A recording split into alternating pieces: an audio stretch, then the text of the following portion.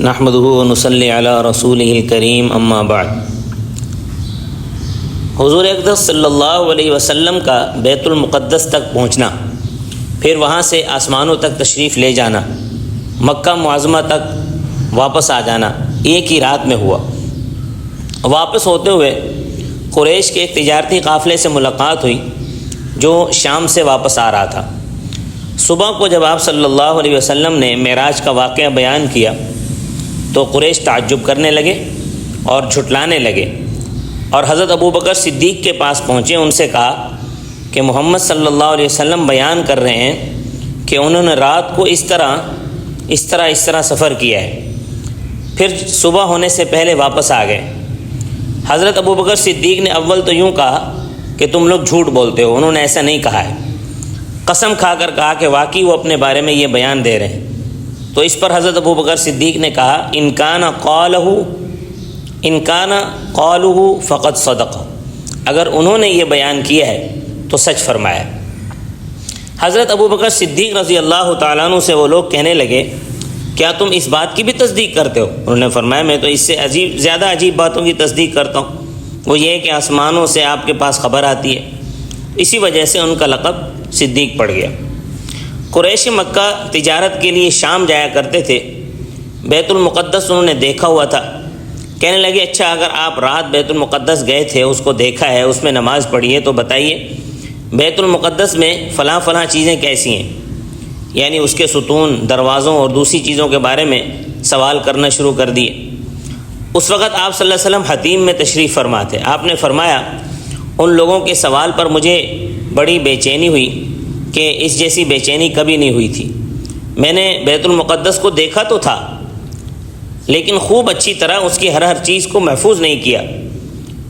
اس کا کیا اندازہ تھا کہ ان چیزوں کے بارے میں سوال کیا جائے گا؟ اللہ جل شانہ نے بیت المقدس کو میری طرف اس طرح اٹھا دیا کہ مجھ سے قریش مکہ جو بھی کچھ پوچھتے تھے میں ان سب کا جواب دیتا رہا۔ بعض روایات میں یوں ہے کہ اللہ نے بیت المقدس کو میرے لیے واضح طریقے پر روشن فرما دیا۔ میں اسے دیکھتا رہا اور اس کی جو نشانیاں پوچھ رہے تھے وہ میں انہیں بتا رہا تھا۔ تفسیر ابن کثیر میں ہے کہ جب آپ صلی اللہ علیہ وسلم نے بیت المقدس کی علامات سب بتا دیں تو وہ لوگ جو آپ کی بات میں شک کرنے کی وجہ سے بیت المقدس کی نشانیاں دریافت کر رہے تھے کہنے لگے کہ اللہ کی قسم بیت المقدس کے بارے میں تو صحیح بیان دیا ہے۔ رسول اللہ صلی اللہ علیہ وسلم نے قریش مکہ کو یہ بھی بتایا کہ مجھے سفر میں فلاں وادی میں فلاں قبیلے کا قافلہ ملا، ان کا ایک اونٹ بھاگ گیا تھا، میں نے انہیں بتایا کہ تمہارا اونٹ فلاں جگہ پر ہے۔ یہ اس وقت کی بات ہے جب میں بیت المقدس کی طرف جا رہا تھا۔ پھر جب میں واپس آ رہا تھا تو مقام زجنان میں پہنچا تو دیکھا کہ وہ لوگ سو رہے ہیں۔ ایک برتن میں پانی تھا جسے انہوں نے کسی چیز سے ڈھانک رکھا تھا۔ میں نے اس کا ڈھکن ہٹایا اور پانی پی کر اسی طرح ڈھانک دیا جس طرح سے ڈھکا ہوا تھا۔ اہل عرب دودھ اور دیگر معمولی چیزوں کے بارے میں عام طور سے بے اجازت خرچ پر اعتراض نہیں کرتے تھے۔ ایسی چیزیں بلا اجازت استعمال میں لانا ان کے ہاں رواج پذیر تھا۔ اجازت عامہ کی وجہ سے صریح اجازت کی ضرورت محسوس نہیں کرتے تھے۔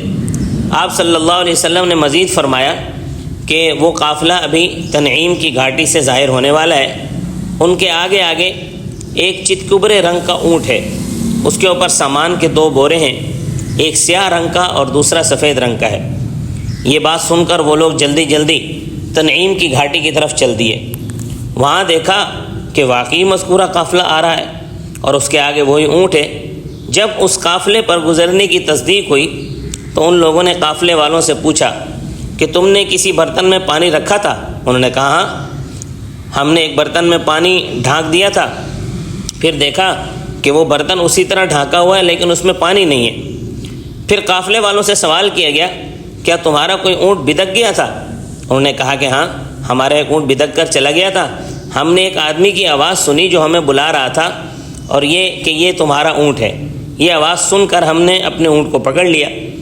بعض روایات میں ہے کہ آپ صلی اللہ علیہ وسلم نے قافلے والوں کو سلام بھی کیا تھا، اور ان میں بعض سننے والوں نے یہ بھی کہا تھا کہ یہ تو محمد کی آواز ہے۔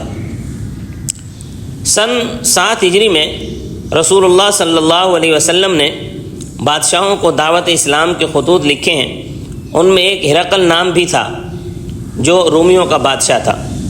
شام اس وقت اس کے زیر نگیں تھا، وہ شام آیا ہوا تھا، اور ادھر سے حضرت داہیہ کلبی رضی اللہ تعالیٰ عنہ آپ کا والا نامہ لے کر شام پہنچے اور وہ بصرہ کے گورنر کو دے دیا، اس نے ہرقل کو پہنچا دیا۔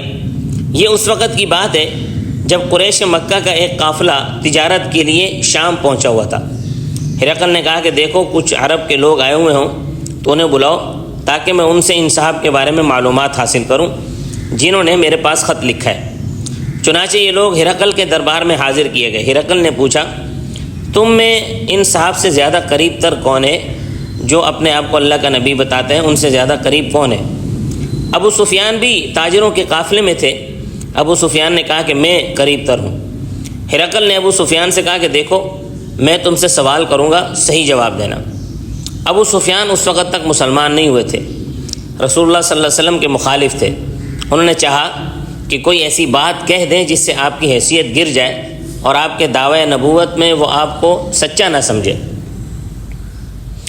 بہت ہی سوچ بچار کے بعد ابو سفیان نے یہ بات نکالی۔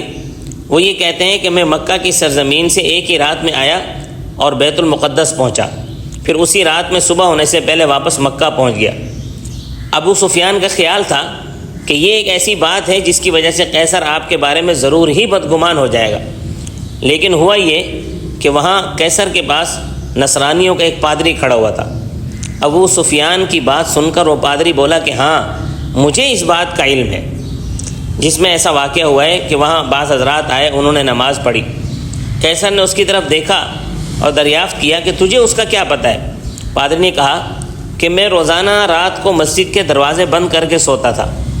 یہ جو رات ہے، جس رات کا یہ ابو سفیان ذکر کر رہا ہے، اس رات میں نے جب سارے دروازے بند کر دیے لیکن ایک دروازہ بند نہ ہو سکا، اس وقت وہاں جو لوگ موجود تھے میں نے ان سے مدد لی اور ہم سب نے اسے حرکت دینے کی کوشش کی، لیکن ہم اس دروازے کو حرکت نہ دے سکے۔ ایسا معلوم ہوتا تھا جیسے ہم کسی پہاڑ کو اس کی جگہ سے ہٹا رہے ہیں۔ اس پادری نے بتایا کہ میں 2 دروازے کھلے چھوڑ آیا۔ جب صبح کو واپس آیا تو دیکھا کہ مسجد کے گوشے میں پتھر کے اندر ایک سوراخ ہے اور اس میں ایک جانور کے باندھنے کا نشان ہے۔ یہ دیکھ کر میں نے اپنے ساتھیوں سے کہا کہ معلوم ہوتا ہے کہ یہ دروازہ آج اس لیے کھلا رکھا گیا ہے کہ یہاں کسی نبی کی آمد ہوئی ہے اور اس نے ہماری اس مسجد میں نماز پڑھی ہے۔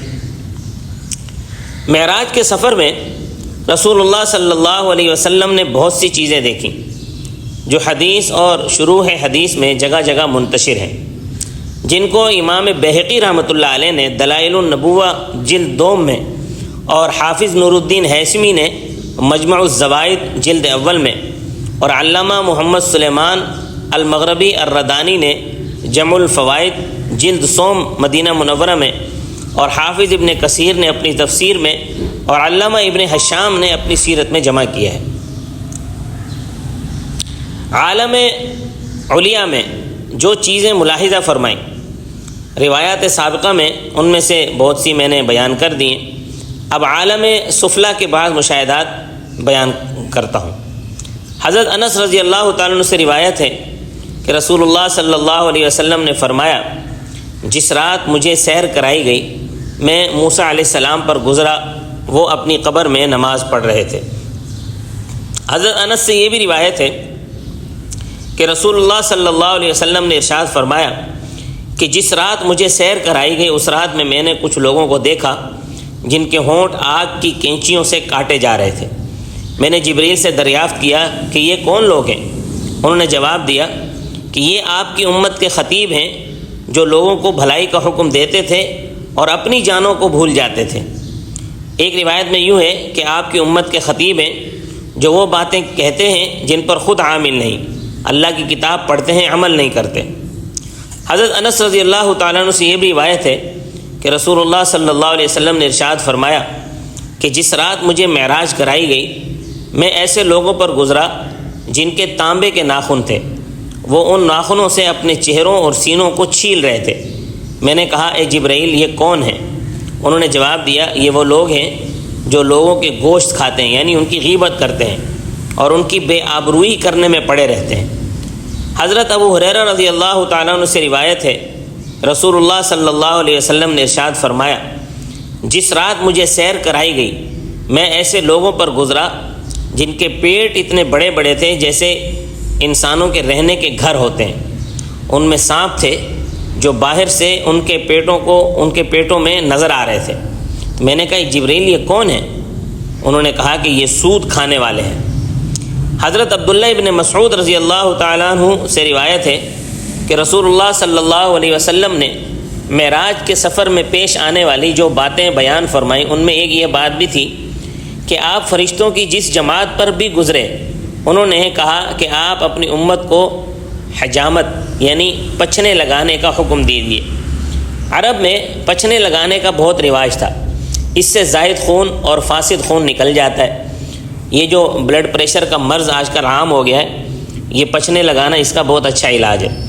اب تو لوگوں نے اسے بالکل ہی چھوڑ دیا ہے۔ رسول اللہ صلی اللہ علیہ وسلم اپنے سر میں اور اپنے مونڈھوں کے درمیان پچھنے لگوایا کرتے تھے۔ حضرت ابو ہریرہ رضی اللہ تعالیٰ عنہ نے بیان کیا کہ نبی اکرم صلی اللہ علیہ وسلم حضرت جبرائیل کے ساتھ چلے تو آپ کا ایسی قوم پر گزر ہوا جو ایک ہی دم میں تخم ریزی بھی کر لیتے تھے اور ایک ہی دن میں کاٹ بھی لیتے تھے، اور کاٹنے کے بعد پھر ویسی ہو جاتی جیسے پہلی تھی۔ آپ نے جبرائیل علیہ السلام سے دریافت کی یہ کون لوگ ہیں؟ جبرائیل نے کہا کہ یہ لوگ اللہ کی راہ میں جہاد کرنے والے ہیں، ان کی ایک نیکی 700 گنا تک بڑھا دی جاتی ہے، اور یہ لوگ جو کچھ خرچ کرتے ہیں اللہ اس کا بدل عطا فرماتا ہے۔ پھر آپ صلی اللہ علیہ وسلم کا ذکر ایک قوم پر گزر ہوا جن کے سر پتھروں سے کچلے جا رہے تھے، کچلے جانے کے بعد پھر ویسے ہی ہو جاتے جیسے پہلے تھے۔ اسی طرح سلسلہ جاری ہے، ختم نہیں ہوتا۔ آپ صلی اللہ علیہ وسلم نے پوچھا یہ کون لوگ ہیں؟ جبرائیل نے کہا یہ وہ لوگ ہیں جو نماز سے کاہلی کرنے والے ہیں، سوتے ہوئے رہ جاتے ہیں۔ پھر ایک قوم پر گزر ہوا جن کی شرمگاہوں پر آگے اور پیچھے چیتھڑے لپٹے ہوئے تھے اور اونٹ اور بیل کی طرح چرتے ہیں، زرع اور زقوم یعنی کانٹے دار اور خبیث درخت اور جہنم کے پتھر کھا رہے ہیں۔ زریج کہتے ہیں آگ کے کانٹوں کو، اور زقوم جو ہے یہ دوزخ کا بدبودار درخت ہے، تو یہ کھا رہے ہیں۔ آپ صلی اللہ علیہ وسلم نے پوچھا یہ کون لوگ ہیں؟ جبرائیل نے کہا یہ وہ لوگ ہیں جو اپنے مالوں کی زکوٰۃ نہیں دیتے۔ پھر آپ صلی اللہ علیہ وسلم کا گزر ایک ایسی قوم پر ہوا جن کے سامنے ایک ہانڈی میں پکا ہوا گوشت ہے اور ایک ہانڈی میں کچا اور سڑا ہوا گوشت ہے۔ یہ لوگ سڑا ہوا گوشت کھا رہے ہیں، پکا ہوا گوشت نہیں کھاتے۔ آپ صلی اللہ علیہ وسلم دریافت کیا یہ کون لوگ ہیں؟ جبرائیل علیہ السلام نے فرمایا کہ یہ آپ کی امت کے وہ لوگ ہیں جن کے پاس حلال اور طیب عورتیں موجود تھیں، مگر وہ ایک زانیہ اور فاحشہ عورت کے ساتھ شب باشی کرتے تھے، صبح تک اسی کے پاس رہتے تھے۔ اور آپ کی امت کی وہ عورت جو حلال اور طیب شوہر کو چھوڑ کر کسی زانی اور بدکار شخص کے ساتھ رات گزارتی۔ پھر ایک شخص پر آپ صلی اللہ علیہ وسلم کا گزر ہوا جس کے پاس لکڑیوں کا بہت بڑا گٹھڑ ہے، وہ اسے اٹھا نہیں سکتا لیکن اور زیادہ بڑھا دیتا ہے۔ آپ نے دریافت فرمایا یہ کون شخص ہے؟ جبرائیل نے بتایا یہ وہ شخص ہے جس کے پاس لوگوں کی امانتیں ہیں، ان کی ادائیگی کی طاقت نہیں رکھتا اور مزید امانتوں کا بوجھ اپنے سر لینے کو تیار ہے۔ اس کے بعد ایک ایسے سوراخ پر گزر ہوا جو چھوٹا سا تھا، اس میں سے ایک بڑا بیل نکلا۔ بیل چاہتا ہے کہ جہاں سے نکلا ہے پھر اسی میں داخل ہو جائے۔ آپ صلی اللہ علیہ وسلم نے سوال فرمایا کہ یہ کون ہے؟ جبرائیل علیہ السلام نے فرمایا کہ یہ وہ شخص ہے جو کوئی بڑا کلمہ کہہ دیتا ہے، جو گناہ کا کلمہ ہوتا ہے، اس پر وہ نادم ہوتا ہے اور چاہتا ہے کہ اس کو واپس کر دے، پھر اس کی طاقت نہیں رکھتا۔ پھر آپ ایسی وادی پر پہنچے جہاں خوب اچھی خوشبو آ رہی تھی اور مشک کی خوشبو تھی اور آواز بھی تھی۔ آپ صلی اللہ علیہ وسلم نے فرمایا یہ کیا ہے؟ جبرائیل نے کہا یہ جنت کی آواز ہے، وہ کہہ رہی ہے کہ اے میرے رب، جو لوگ میرے اندر رہنے والے ہیں وہ لائیے اور اپنا وعدہ پورا فرمائیے۔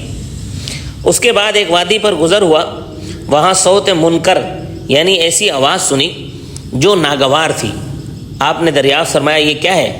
جبرائیل نے فرمایا یہ جہنم ہے، یہ اللہ تعالیٰ کی بارگاہ میں عرض کر رہی ہے کہ جو لوگ میرے اندر رہنے والے ہیں ان کو لے آئیے اور اپنا وعدہ پورا فرمائیے۔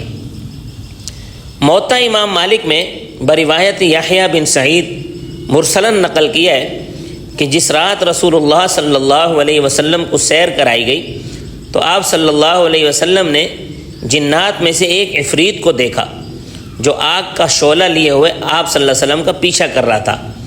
آپ جب بھی دائیں بائیں التفات فرماتے وہ نظر پڑ جاتا تھا۔ جبرائیل نے عرض کیا کیا میں آپ کو ایسے کلمات نہ بتا دوں کہ آپ اگر ان کو پڑھ لیں گے تو اس کا شعلہ بجھ جائے گا، یہ اپنے منہ کے بل گر پڑے گا۔ آپ صلی اللہ علیہ وسلم نے فرمایا بتا دو، تو اس پر جبرائیل علیہ السلام نے یہ کلمات پڑھے، اعوذ بوجہ اللہ الکریم وبکلمات اللہ التامات اللاتی لا یجاوزہن بر ولا فاجر من شر ما ينزل من السماء وشر ما يعرج فيها وشر ما زرع في الارض وشر ما يخرج منها ومن فتن الليل والنهار ومن طوارق الليل والنهار الا طارقا يطرق بخير يا رحمن۔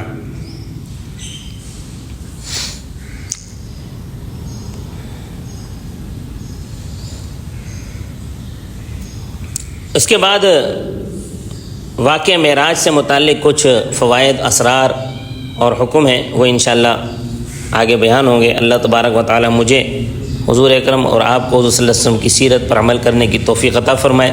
وما علینا الا البلاغ المبین۔